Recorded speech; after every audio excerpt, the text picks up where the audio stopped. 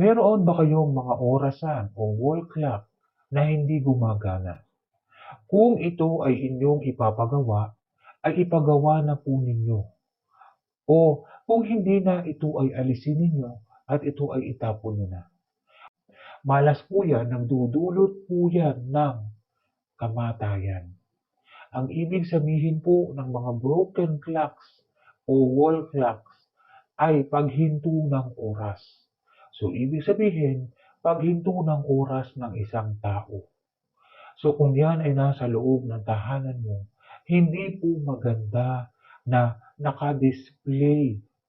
Sapagkat ang ibig sabihin yan, ikaw ay nagnanais na huminto ang oras ninyo.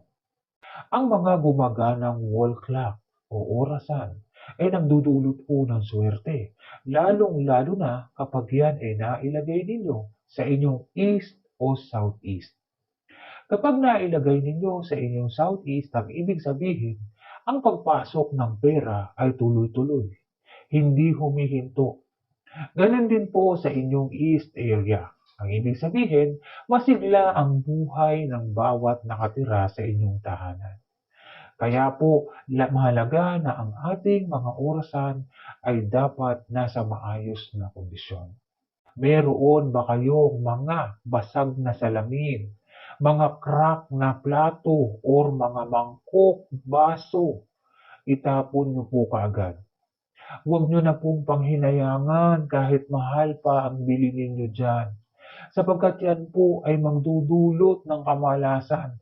Hindi po maganda na basag na nanghihinayang kayo dahil ang mahal ng bili ninyo, lalo po kayong mahihirapan. Mahihirapan makaipon ng pera, mahihirapan sa pambili ng pagkain. So maaaring palitan po muna ninyo pansamantala ng kahit anong uri ng plato o baso para po hindi na ninyo magamit ang mga basag na plato dahil magdudulot po yan ng poverty o kahirapan. Ang mga gamit na ginagamit natin ay dapat maayos ang kondisyon.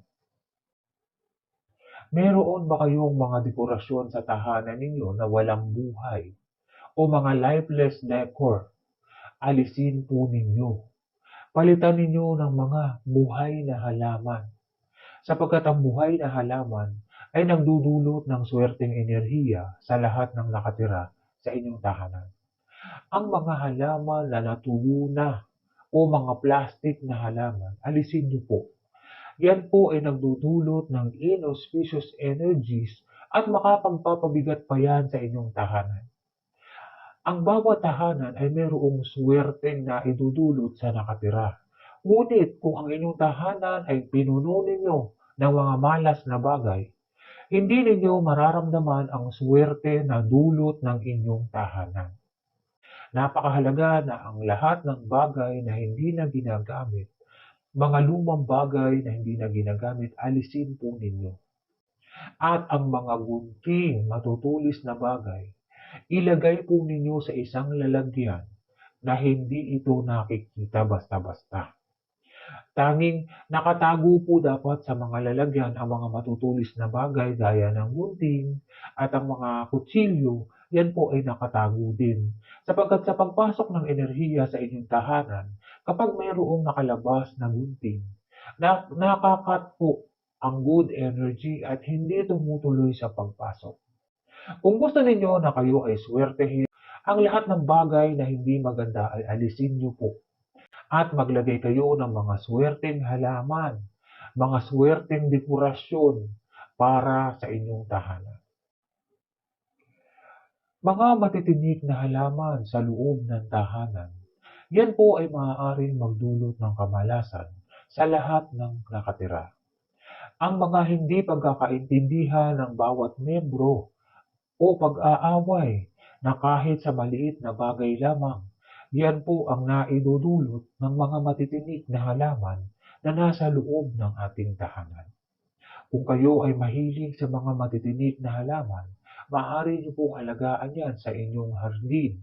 Ilagay ninyo yan sa south area at yan ay magre-represent ng fire.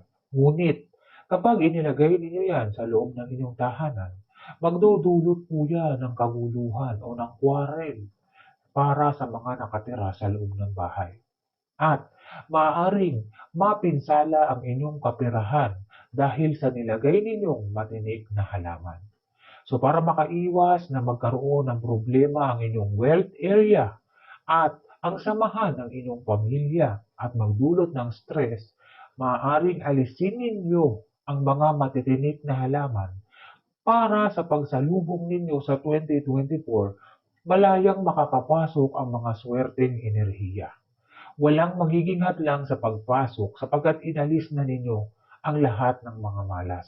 Susunod, meron ba kayong mga lumang walis, walis tambo, walis tingting, o anumang klaseng lumang walis? Alisin po ninyo agad ang mga lumang walis ninyo. Ang mga lumang walis na nanggaling pa sa mga una ninyong tinirahan ay nagdudulot po ng kamalasan.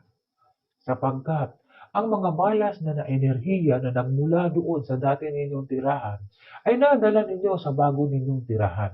Kung mapapansin ninyo, parang mabigat ang bagong tinirahan ninyo. Ang hirap makapasok ng pera o ang bilis maubos ng perang meron kayo. Lalong-lalo na sa mga mahihilig magsugal. Kapag kayo ay magsusugal, alisin ninyo, baka nasa tabi ninyo yung walis.